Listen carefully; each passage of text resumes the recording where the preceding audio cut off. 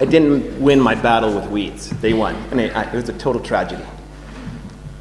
But I learned a lot. Merci beaucoup.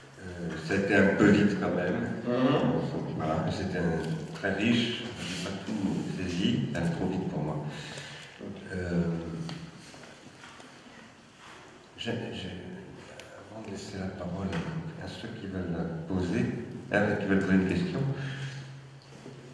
j'avais envie de vous demander est-ce que vous faites un lien, et quel type de lien entre le fragment que vous citiez d'Héraclite tout à l'heure, Physis testai philei,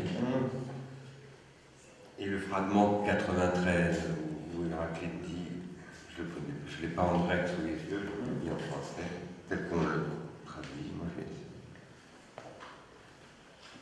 le restituer comme ça. L'oracle qui est à Delphes ne parle pas ni ne cède. Il fait signe. Puisqu'il y a dans les deux fragments la question de se cacher. La Physis Se cache. se revoit. Non, M caché. Se crypte. Se crypte. C'est pas exactement le même. Et l'oracle qui est à Delphes, voilà, ni ne se retire, ni il fait signe, voilà. Oui, il fait signe. J'avais envie de vous demander de parler un petit peu de cela. Moi-même, dans le séminaire, j'avais soutenu une hypothèse sur ce qui sépare les pré-platoniciens. Là-dessus, je suis totalement... je crois moi aussi qu'il n'y a pas de pré-socratique, il y a des pré-platoniques. Entre les pré-platoniciens et Platon et le platonisme, j'ai soutenu l'idée qu'on passait dans cette question de transduction des mains, on passait dans la société pré-platonique à un mode d'explicitation des relations. D'une explicitation qui toujours, et c'est pour ça qu'elle est tragique, en ce sens-là, se réimplicite, c'est-à-dire redevient implicite. C'est comme ça que j'entends aussi bien le fragment, je ne sais plus quel numéro, la physique à se cacher, que le fragment 93, même s'ils ne disent pas le même. Je pense que c'est le même enjeu, c'est la question de l'implicite. Et que la dialectique, au sens où la dialectique platonicienne, vous n'étiez pas là hier, mais on a essayé de distinguer, je crois que c'était d'ailleurs avec Ricardo, plusieurs. Non, c'était pas avec Ricardo, je ne me souviens plus. Plusieurs. Il y a le dialogos, il y a le dialogue. On a commencé le dialogisme avec Axel. On a posé le problème du dialogisme de Martine, qui n'est pas une dialectique, mais qui par contre est une pratique de Socrate. Enfin, je crois, et c'est ce que dit Martine et c'est ce que disait Axel. Il y a la dialectique au sens platonicien, et il y a plusieurs dialectiques platoniciennes à mon avis. Il y a plusieurs époques de la dialectique chez Platon. Et puis il y a la dialectique au sens kantien, au sens hegelien, etc. etc. Parce que tout ça, ce sont des choses bien différentes. Je crois, ce que je soutenais dans le séminaire, c'était que la dialectique, non plus le dialogisme de Socrate, parce que pour moi Socrate fait partie des tragiques, mais la dialectique de Platon, qui ne fait plus partie des tragiques, faisait passer l'explicitation qui se réimplicite toujours à l'explication qui veut se débarrasser de l'implicite, c'est-à-dire qui veut éliminer purement et simplement l'implicite. On pourrait presque dire le pré-individuel, c'est-à-dire un pré-individuel qui n'est pas... Ça, c'était la première chose que je voulais vous dire, et je me demandais si vous aviez quelque chose à dire là-dessus. Et l'autre chose, c'était par rapport à Simonon, les Grecs, les présocratiques, on les appelle, et Nietzsche. Parce que, vous faites une revisitation simononienne de tout ça. Mais qu'est-ce que Qu'est-ce que Simondon dit, lui, des présocratiques? Est-ce qu'il leur dit quelque chose? Est-ce qu'il dit quelque chose de Nietzsche? Moi, je ne sais pas, je ne suis pas... Oui, fondamentalement. Oui. Individuation psychique et collective, c'est un chapitre dans Dans l'histoire de la notion d'individu, Oui. il y a une vingtaine de pages sur les présocratiques, la influence d'Anaximandre pour la Péronne, la question de l'aphorisme, sa conception. Oui. Oui, les présocratiques pour la pensée de Simondon sont décisifs, sont à la fois les plus grands anticipateurs de sa propre pensée. Il y a trouvé des concepts cardinaux de sa philosophie, qui sont la Péronne, l'illimité, qui lui vient d'Anaximandre. J'ai même une hypothèse, c'est que sa pensée intégrale de la vie et de la mort et de la succession des individuations, de l'irréversible qui part du pré-individuel pour y revenir, on trouve ça dans Ilfi, eh bien, serait tout simplement une réinterprétation de la succession des mondes chez Anaximandre. Bon, ça c'est ma propre hypothèse. Ensuite, en ce qui concerne la phosis, on le retrouve chez tous les présocratiques, c'est bien sûr un concept cardinal, mais il y a d'autres aspects également qui sont très importants, c'est qu'il dit les anciens et les présocratiques, pour autant qu'ils pouvaient nous donner une annonce de ce que c'est que la transduction, l'individuation, la question de la pensée de l'élément, qui est très importante pour lui. Cependant, il leur manquait quelque chose de fondamental pour penser l'individuation et la transduction, c'est la métastabilité. Il dit les anciens ne connaissaient que l'alternative entre stabilité et instabilité. J'aurais pu lui faire comme si à lui je posais la question. C'est bon, oui. Je peux répondre après ce Okay, Eric, can I speak in English? Is that okay? So Heraclitus has this notion of constant flux, but that does there are let's say concretions. So there are selves, there are individuals, there are individual things, but you can read them in a Simondonian way as these temporary resolutions that will always be are always being negotiated, dissolved and resolved again and again. So there's a sort of there's a kind of there are inclinations toward metastability, these notions, but of course they're not at all developed. And in fact, a lot of it is, of course, reading back onto, right? We're forcing a reading onto the pre-Socratics. But you can see a lot of it's very, let's say, sympathetic to a Simondonian philosophy, a worldview. That said, one of the things that I fear when I read Heraclitus, for example, I have the Thomazine, the fear that starts the philosophical quest, is this his insistence that with respect to the logos as he doesn't, it's inconceivable, but as he understands it or tries to understand it, it is there is no dialogue. That idea is you cannot dialogue. Any dialogue is a movement away from the logos. So this logos becomes a monstrous thing, an all-encompassing network from which there is no escape, and within which there is no actual conversation. There's only a kind of versage without conversage. Version, yeah, diversion. You're being diverted from it constantly, and so the philosopher's task. Absurdum, totally absurd task, is to try not to be diverted, or try to redivert the path that will always inevitably be diverted again. It's a very difficult task and a sort of an absurd one. But my problem with Heraclitus and my problem in the middle of weeding a garden that is being overrun completely with weeds is that there's no room for dialogue. Yes, mais moi je pense que peut-être que nos amis nombreux Simondoniens ne seront pas les plus d'accord avec ça. Je pense que dans Simondon il y a pardon. Je disais que je pense que dans Simondon il y a un dialogue. Alors, la question n'est pas tellement de s'attacher au mot de dialogue. Il y a du diachronique dans le synchronique, et je pense que la métastabilité moi je crois aussi qu'il y a quelque chose de la métastabilité chez les présocratiques. Et que c'est pas si net, c'est à propos de la philosophie moderne qui dit ça, des modernes, des physiciens modernes, c'est pas à propos des présocratiques. Mais je pense qu'il y a chez Simondon, en creux en tout cas, la question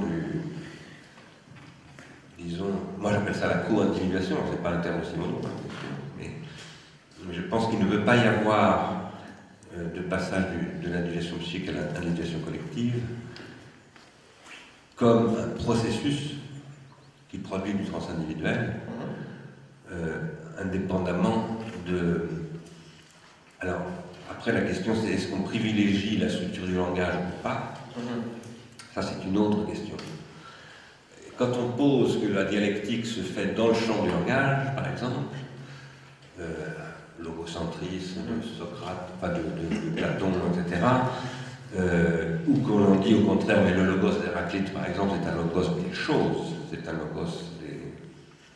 ce sont des rapports, voilà, c'est une question de rapport. Hein. Et ça, c'est... Enfin, et chez tous les présocratiques, c'est comme ça. Le logos, c'est une affaire de rapport. Je dirais que ça, c'est pas la question.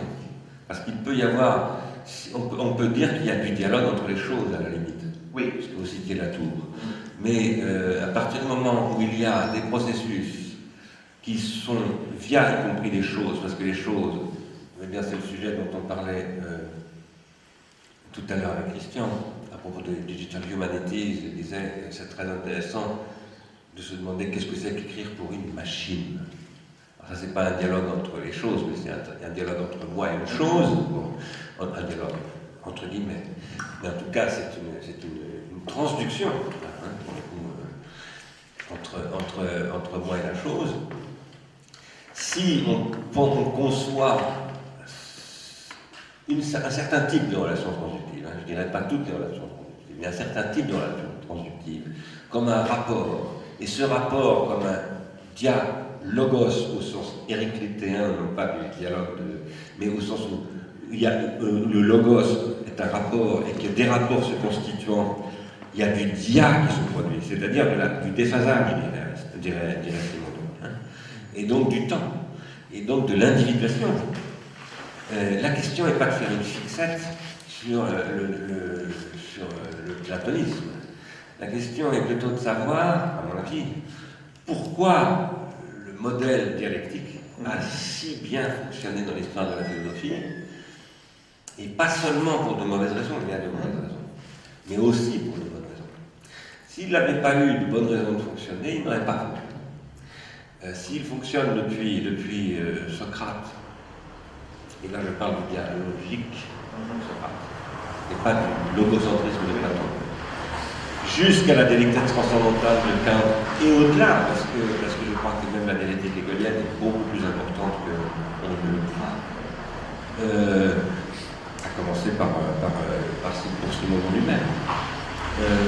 Alors, la question, il faut distinguer deux questions très différentes, à mon avis. Une qui est celle de, appelons ça, pour prendre des mots galvaudés, la métaphysique, le logocentrisme, etc. Tous ces effets stérilisants, explicatifs, etc. Mais autre chose qui est comment, justement, par exemple, à travers Simondon, on peut réinterpréter tout ça. Et à mon avis, c'est comme ça que Simondon fait de la philosophie. C'est-à-dire que Simondon revisite Leibniz, il revisite Kant, il revisite Aristote, il revisite Platon, souvent il ne le dit pas d'ailleurs, ça ne se voit pas, et il reprend absolument, il recycle tout ça. Et il en fait quelque chose de nouveau qui est la pensée de la transduction, etc. Mais je crois que si maintenant on veut faire de Simondon quelque chose qui, par exemple, respectera ce qu'il voulait, c'est-à-dire une philosophie des sciences humaines, hein, parce qu'à un moment donné, il présente son projet comme ça. Alors, il faut reprendre, en tout cas moi j'essaye de faire ça, mais je pense qu'on peut le faire autrement, bien entendu. Il faut reprendre par exemple les grandes questions de la linguistique et essayer de revisiter les théories linguistiques à partir d'un point de vue simondonien et à partir de là peut-être interpréter l'histoire. Il ne fait pas ça, lui. Non, il ne le fait pas. Mais pour rejoindre votre première question, the fragment on the gives sign, doesn't hide or reveal, only gives sign. Est-ce que c'est la langue là? La langue, je pense pas. La langue est une des lois. Le problème, c'est soit on est logocentrique, et à ce moment-là on dit tout le logos c'est la langue. Soit on n'est pas logocentrique, et je crois qu'on dit la langue est un des champs d'expression du logos. Après, pour moi, les questions de transduction, ça passe par la grammatisation. Et si aujourd'hui la langue est si importante dans l'histoire de la philosophie, et la grammaire, à laquelle je pense en me disant, j'avais écrit ce machin à l'entrée, en pensant à l'Inde, dont on parlait d'Andita tout à l'heure, où la grammaire est beaucoup plus importante que la géométrie. C'est parce que la vraie question pour moi derrière tout ça, c'est la grammatisation, c'est la transduction, il faut que ça tranche. C'est le couteau. C'est le couteau. Mais il se trouve que le couteau a fonctionné essentiellement dans la langue. Parce que l'écriture a fonctionné, l'écriture a été la grande machine à découper. C'est Héraclite qui dit ça. Qui dit quoi? Que ça découpe.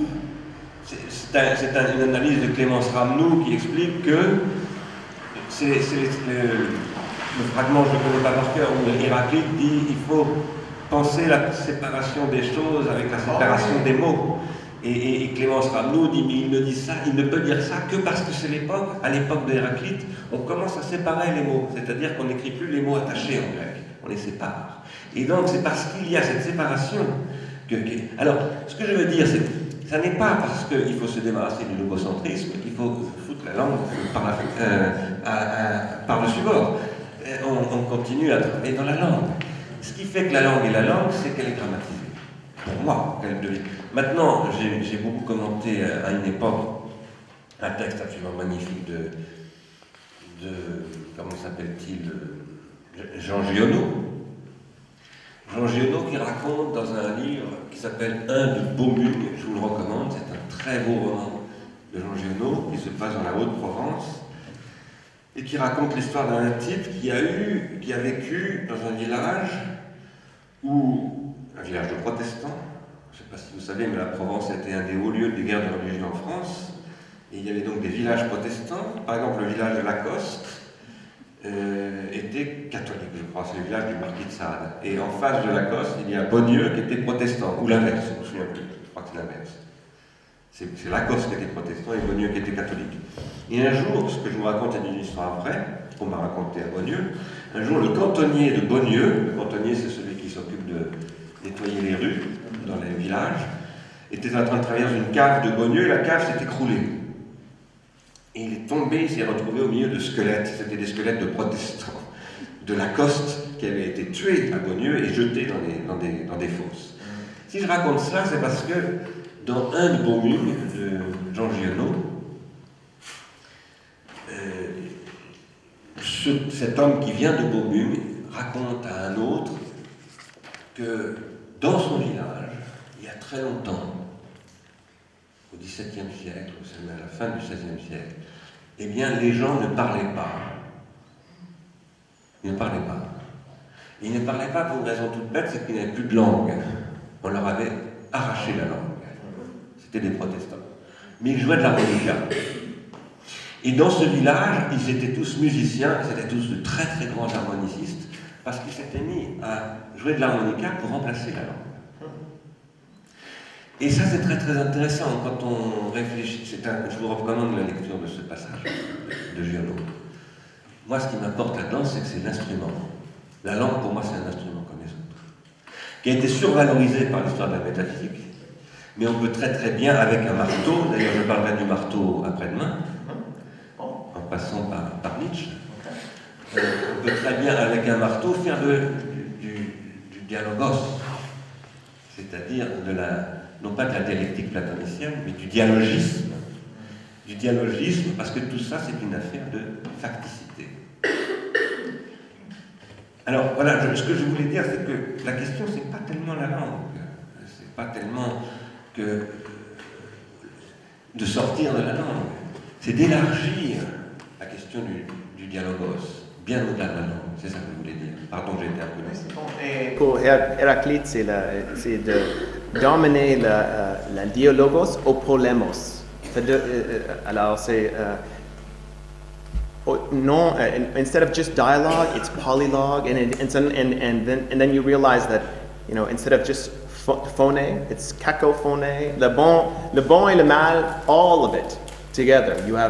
It becomes this kind of barrage. As soon as things get hard to handle, a little monstrous, overflow, out of step with themselves, it's out of step with each point you're trying to make. Then you're approaching the logos, according to Heraclitus, which is always it's always more than you expect, right? It's beyond expectation all the time. But that's also what I think carries on the dialectic. You know, it always overcomes itself. Every point leads to another point. It's overcoming again and again. And good dialogue. Your points are always being overcome, I suppose, again and again. Mais le polylogue, c'est une question de Bakhtin aussi. Et il faudrait. Bon, c'est dommage que vous n'étiez pas là quand elle est intervenue. Si personne ne demande la parole, merci à Dan.